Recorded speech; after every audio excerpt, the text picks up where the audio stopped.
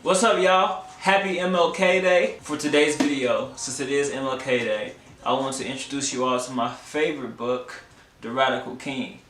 Now, I've had this book for a couple of years now, and I say it's definitely had one of the biggest impacts on my life. I mean, this book is really powerful. It was really powerful for me. Let me read to you all the blurb on the back of the book so y'all can get a sense of what it's about. And afterwards, I'm going to share 10 of my favorite quotes from the book.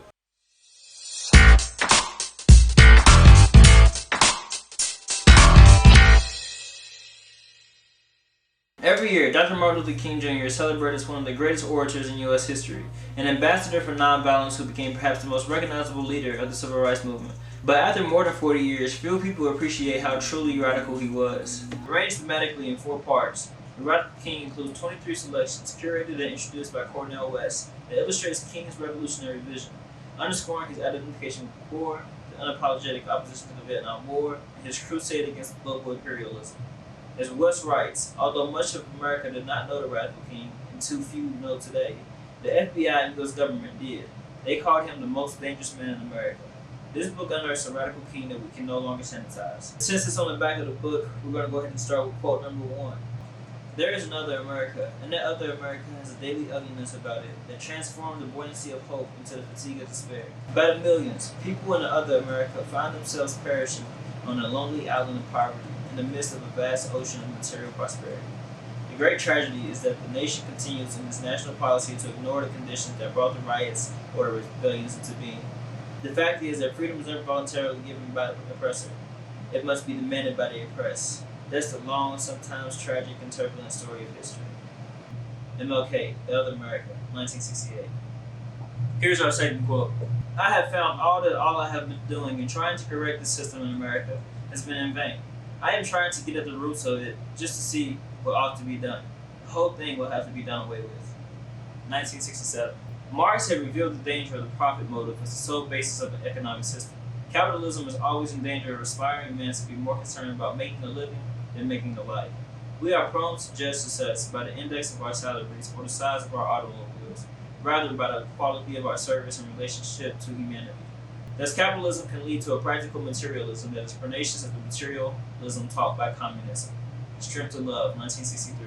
At number 3, number 1 in your life's new blueprint should be a deep belief in your own dignity, your own worth, and your own somebodyness. 1967. At number 4, this call for a worldwide fellowship that lifts neighborly concern beyond one's tribe, race, class, and nation is in reality a call for an all-embracing and unconditional love for all men. Where did we go from here? Chaos or Community, 1967. At number 5, true compassion is more than flinging a coin to a beggar. It understands that an edifice which produces beggars needs restructuring. Where did we go from here? Chaos or Community, 1967. At number 6, too many people fail to remain awake through great periods of social change. Every society has its protectors of the status quo and its fraternities of the indifferent who are notorious for sleeping through revolutions. But today, our very survival depends on our ability to stay awake, to adjust to new ideas, to remain vigilant, and to face the challenge of change. Where do we go from here? Chaos or Community, 1967.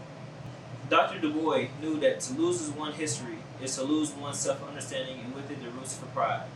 Black Titan, W.E.B. Du Bois, 1970. Number 8. The plantation and the ghetto were created by those who had power, both to confine those who had no power and to perpetuate their powerlessness. 1967. Number 9. Power is the ability to achieve purpose. Power is the ability to affect change. And we need power. 1968. At number 10. I'd like somebody to mention that day that Martin Luther King Jr. tried to give his life serving others. I want you to say that I tried to love and serve humanity. MLK, 1968.